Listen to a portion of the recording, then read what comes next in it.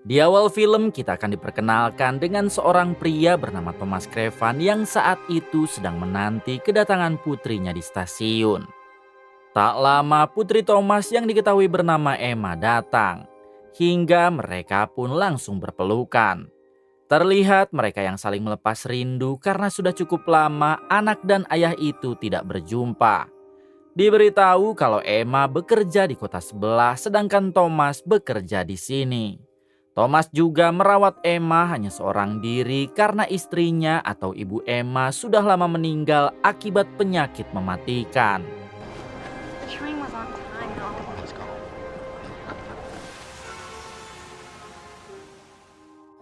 Saat di tengah perjalanan hendak pulang, Emma sempat muntah-muntah sehingga Thomas mengira kalau Emma sedang hamil.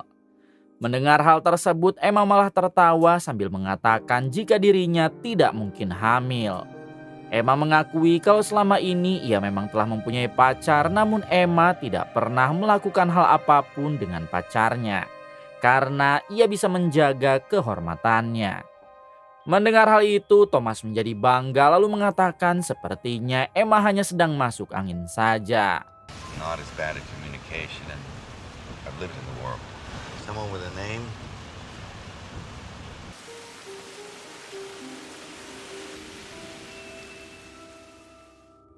Setibanya di rumah, Thomas segera pergi ke dapur untuk menyiapkan makan malam. Di sini barulah kita diberitahu kalau Thomas ternyata seorang polisi senior yang terkenal dengan kebrutalannya. Namun meskipun begitu, saat di hadapan Emma, Thomas nampak seperti bapak-bapak biasa yang takut dengan istri. Tak berselang lama terlihat Emma yang tiba-tiba lemas, bahkan sekarang ia sampai muntah darah. Sontak hal itu membuat Thomas panik dan hendak membawa Emma ke rumah sakit. Akan tetapi baru saja membuka pintu rumah tiba-tiba akibat tembakan itu Emma harus meregang nyawa sedangkan si pelaku berhasil melarikan diri. Thomas hanya bisa menangis jadi-jadinya dan ia pun sangat berharap kalau semua ini hanyalah mimpi. Namun faktanya ini adalah kenyataan pahit yang menimpa Thomas. Selang beberapa saat datanglah para polisi rekan Thomas untuk mengolah TKP. Salah satu polisi itu mengucapkan belasungkawa dan meminta Thomas agar ikhlas karena ini semua adalah takdir dari Yang Maha Kuasa. Namun Thomas tak menjawab sama sekali karena sebelum pelaku pembunuh putrinya ditemukan, Thomas tak akan pernah bisa untuk ikhlas. Get out! Get out!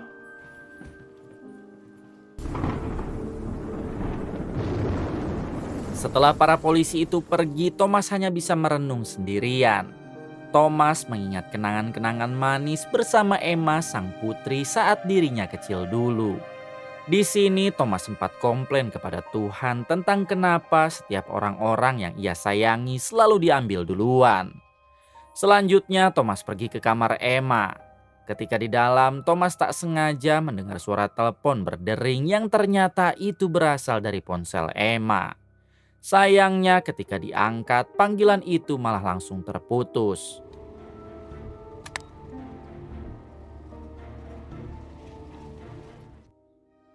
Pagi harinya meskipun sedang mendapat jatah cuti untuk tahlil dan lain-lain, Thomas memilih untuk tetap pergi ke kantor. Setibanya di sana, Thomas meminta salah satu rekannya agar meretas ponsel Emma. Si rekan pun akan segera meretas ponsel tersebut. Namun sebelum itu si rekan menjelaskan kalau sampai sekarang pihak kepolisian belum menemukan satupun petunjuk untuk mengidentifikasi pelaku pembunuh Emma. Jadi si rekan meminta Thomas untuk bersabar karena pastinya mereka sedang berusaha semaksimal mungkin. Setelah itu Thomas mendatangi rumah sakit untuk melihat jasad Emma yang terakhir kali sebelum diotopsi. Dengan menahan tangisan, Thomas mencium kening Emma sambil berjanji kalau ia bersumpah akan menemukan si pelaku lalu membalasnya. Kemudian Thomas meminta sang dokter agar menggunting sedikit rambut Emma sebagai kenang-kenangan untuk dirinya.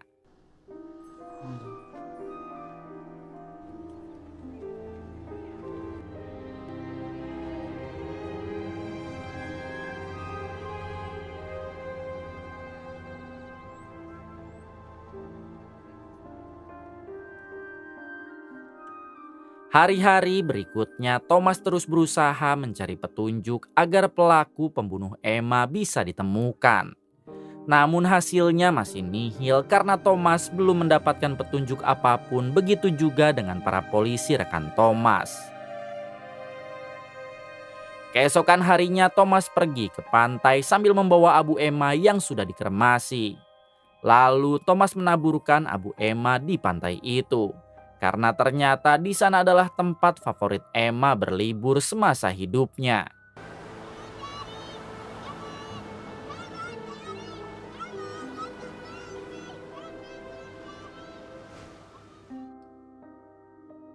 Sore harinya Thomas pulang ke rumah. Thomas yang belum menyerah begitu saja, ia pun berusaha menggeledah lagi barang Emma yang di dalam tasnya. Di sana Thomas menemukan ID card Emma yang ternyata selama ini Emma bekerja sebagai ilmuwan nuklir. Thomas sendiri sampai terkejut karena setahu dirinya Emma hanya bekerja di pabrik litek kaso kandel. Bukan hanya itu, Thomas juga menemukan satu senjata api milik Emma dan ia pun langsung membawa senjata tersebut. Hari berikutnya Thomas mengecek nomor seri di senjata api. Ternyata senjata tersebut terdaftar atas nama David, sehingga Thomas langsung mencatat alamatnya. Hari itu juga Thomas bergegas pergi untuk mendatangi alamat David yang tinggal di kota sebelah. Ketika hendak masuk ke dalam mobil, Thomas dihentikan oleh rekannya yang memberitahu kalau mereka telah menemukan petunjuk baru. Petunjuk yang dimaksud adalah topi si pelaku yang berhasil ditemukan tak jauh dari TKP. Di dalam topi itu juga terdapat beberapa helai rambut si pelaku dan mereka bisa melacak si pelaku lewat rambut tersebut. Mendengar informasi itu, Thomas meminta agar rekannya yang mengurus. Karena dirinya sendiri sedang ada urusan penting, yaitu mendatangi David.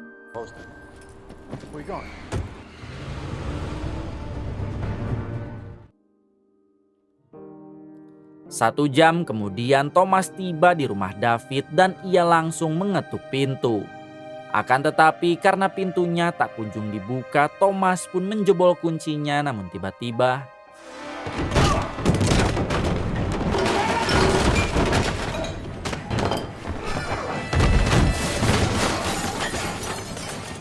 setelah cukup lama berduel, akhirnya Thomas berhasil memojokkan David.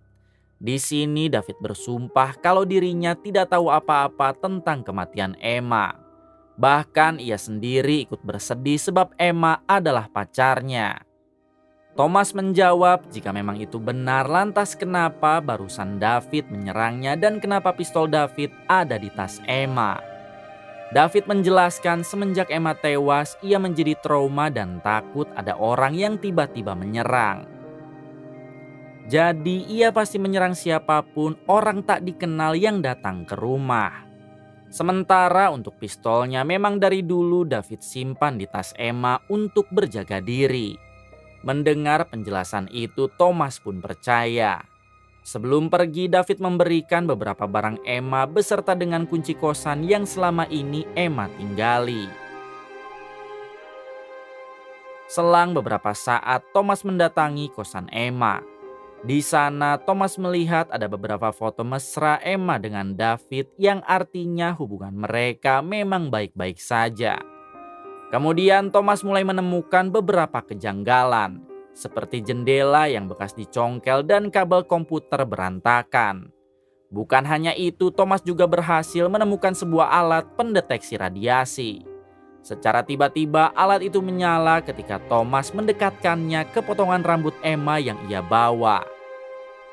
Seketika Thomas sadar kalau selama ini Emma telah terpapar radiasi nuklir.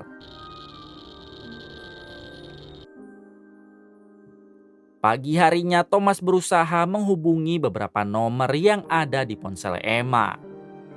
Awalnya Thomas tidak dapat membuka ponsel itu.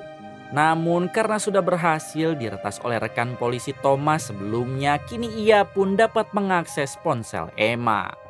Beberapa nomor sudah Thomas hubungi. Namun yang diangkat hanya ada satu, yaitu teman baik Emma yang diketahui bernama Julia. Di sini terlihat Julia yang seperti panik, lalu entah kenapa tiba-tiba ia pun mengajak Thomas bertemu besok siang.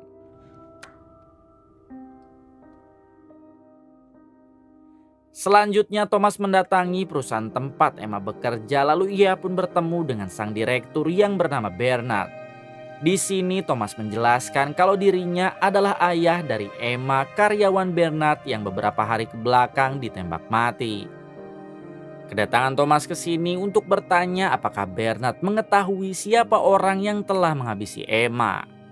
Thomas juga memberitahu kalau di akhir hidupnya Emma telah terpapar radiasi nuklir dan kenapa itu sampai bisa terjadi. Sebelum menjawab, terlebih dulu Bernard mengucapkan bela sungkawa atas kematian Emma. Kemudian Bernard bersumpah kalau ia tidak tahu menau siapa orang yang telah menghabisi Emma dan apa alasannya. Sedangkan untuk masalah Emma yang terpapar radioaktif, ia juga sangat menyayangkan sekali dan sepertinya itu kesalahan Emma yang kurang teliti. Perusahaan Bernard memang bergerak di bidang pembuatan nuklir dan mereka bekerja sama dengan pemerintah. Namun Bernard meminta maaf karena dirinya tidak bisa memberitahu lebih detail tentang perusahaannya. Karena itu bersifat sangat rahasia.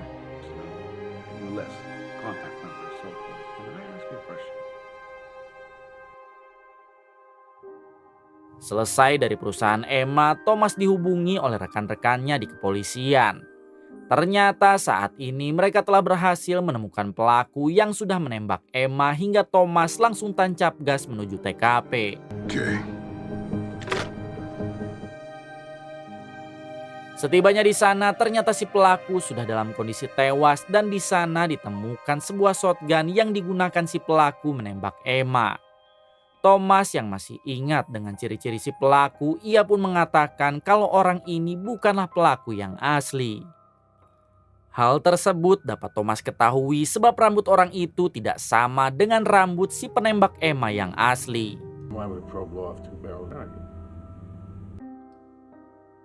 Malam harinya ketika Thomas sedang ngahuleng di belakang, tiba-tiba ia didatangi oleh seorang pria bernama Jack. Melihat Thomas yang menodongkan senjata, Jack memintanya agar tenang karena dirinya bukanlah orang jahat. Justru kedatangan Jack ke sana untuk memberitahu siapa dalang di balik kematian Emma. Alhasil Thomas menurunkan senjatanya lalu mengajak Jack untuk mengobrol. Di sini Jack menjelaskan kalau dirinya adalah seorang pembunuh bayaran yang selalu bekerja sama dengan pemerintah. Namun kedatangannya ke sini bukan untuk membunuh, melainkan memberitahu fakta tentang kematian Emma. Jack menunjukkan foto 3 orang teroris yang berusaha menyusup ke perusahaan Bernard dan sudah ditemukan tewas. Ketiga teroris itu dapat masuk karena mereka dibantu oleh Emma yang bekerja di sana. Jadi pemerintah menganggap Emma bagian dari mereka dan pada akhirnya Emma juga harus dihabisi. Jack menyarankan Thomas agar sebaiknya ia menghentikan penyelidikannya ini. Karena itu hanya akan percuma. Namun tentunya Thomas tidak percaya kalau putrinya adalah bagian dari teroris. Thomas yakin kalau masih ada sesuatu yang menjadi sebab Emma dihabisi. Dan dirinya akan terus mencari bukti tersebut.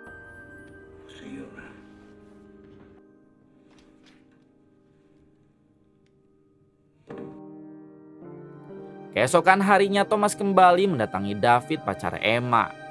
Di sini Thomas bertanya apakah David kenal dengan 3 orang yang dianggap teroris dan menyusup ke perusahaan Bernard.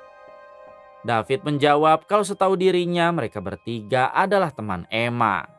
Mereka bukanlah teroris melainkan para aktivis. Namun David tidak tahu apa alasan mereka menyusup ke sana. Apalagi sampai dihabisi lalu dianggap teroris. Bisa jadi di dalam perusahaan Bernard ada rahasia besar yang sedang disembunyikan. Namun itu semua hanyalah dugaan David. Mendengar penjelasan itu, Thomas pun berterima kasih lalu pergi dari sana. 3 jam kemudian Thomas kembali bertemu dengan Jack, si pembunuh bayaran pemerintah. Di sini Thomas menjelaskan kalau tadi pagi ia bertemu dengan David yang memberi informasi tentang mendiang 3 orang teman Emma yang dianggap teroris.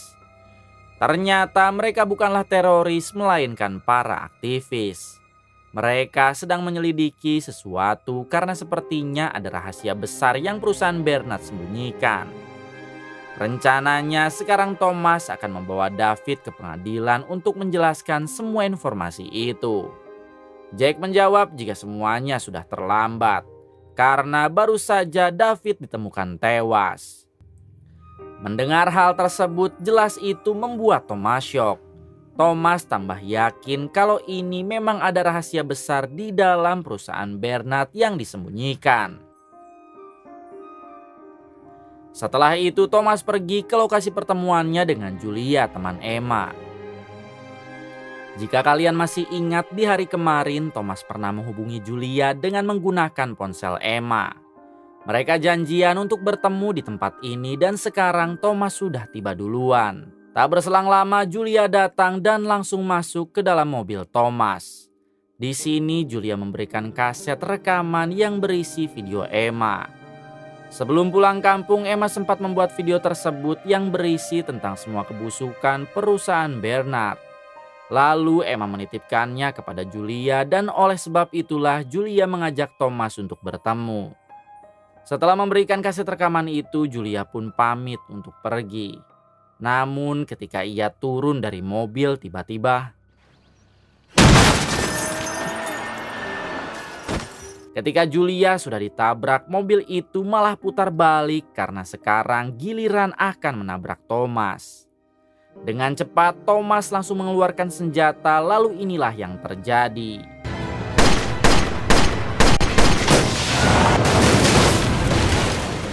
Pada akhirnya Thomas berhasil membuat mobil itu nyemplung ke dalam danau. Kemudian Thomas membawa Julia pergi ke rumah sakit karena alhamdulillahnya ia masih bernafas. Selang beberapa saat, dokter menjelaskan kalau kedua kaki Julia harus diamputasi akibat hantaman dari mobil yang tadi. Terlihat Thomas yang merasa bersalah dan ia pun berjanji akan menanggung semua biaya rumah sakit Julia. Selanjutnya Thomas pergi ke dalam mobil untuk memutar kaset rekaman yang dibuat oleh Emma. Dalam rekaman tersebut Emma menjelaskan kalau perusahaannya telah melakukan kecurangan dan bekerja sama dengan sang senator. Mereka membuat senjata nuklir lalu dijual ke negara lain dan jelas itu sudah melanggar peraturan. Sudah beberapa kali Emma meminta bantuan kepada pemerintah namun mereka tak pernah menggubrisnya. Jadi Emma nekat mengundang 3 orang aktivis temannya untuk membongkar kecurangan tersebut. Jika suatu hari Emma dan ketiga aktivis itu tewas, sudah dipastikan pelakunya adalah Bernard yang takut kebusukannya terbongkar. Mengetahui informasi itu, Thomas bersumpah akan menghabisi Bernard sekaligus dengan sang senator yang selalu bekerja sama dengannya.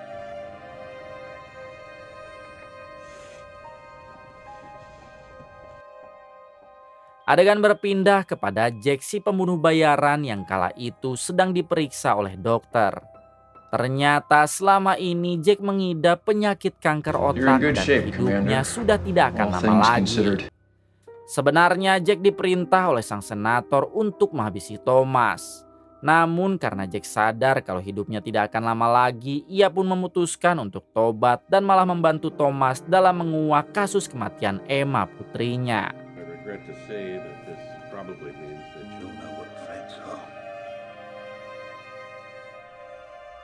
Malam harinya ketika Thomas mempersiapkan diri untuk membrutal, tiba-tiba ia kedatangan satu rekan polisinya.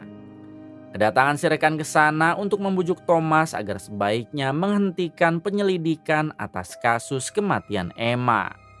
Tentu Thomas menolak dan ia lebih baik keluar dari polisi daripada harus menghentikan penyelidikannya ini.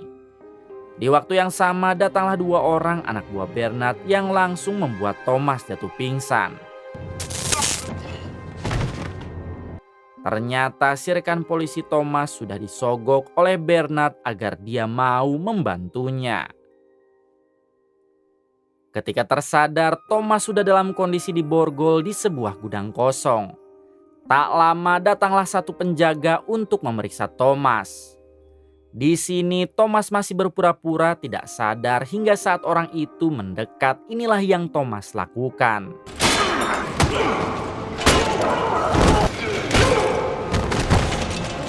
Setelah berhasil melumpuhkan orang tersebut, Thomas segera mengambil kunci borgol lalu kabur dari sana. Selang beberapa saat, Thomas kembali ke rumah untuk mengambil persenjataan. Dirasa sudah siap, Thomas langsung mendatangi kediaman Bernard lalu menghabisi satu persatu penjaga di luar.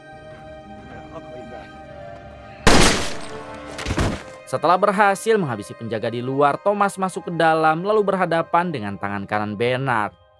Ternyata orang inilah yang dulu menembak Emma putri Thomas. Hingga Thomas pun membalasnya dengan menggunakan cara ini.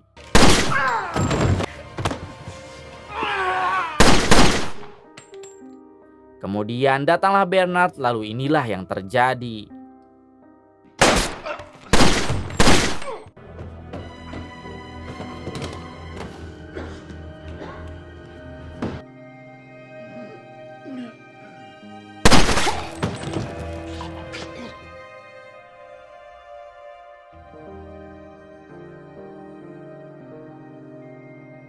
Di balik itu terlihat si senator dan para pejabat korup yang selama ini bekerja sama dengan Bernard sedang melakukan rapat dadakan.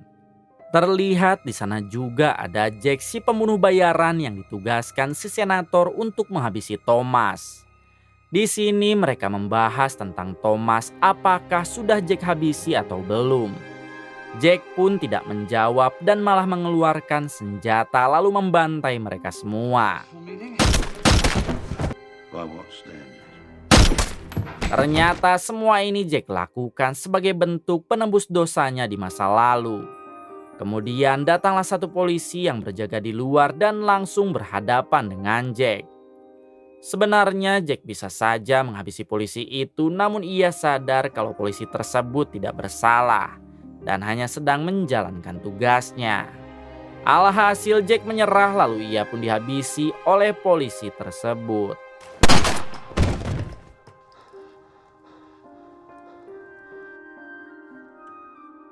Di akhir film memperlihatkan Thomas yang sedang sekarat di rumah sakit. Tak berselang lama sosok Emma datang untuk menjemput Thomas. Hingga Thomas pun memilih untuk ikut dengan Emma lalu mereka pun berjalan keluar dengan senyum bahagia. Tamat.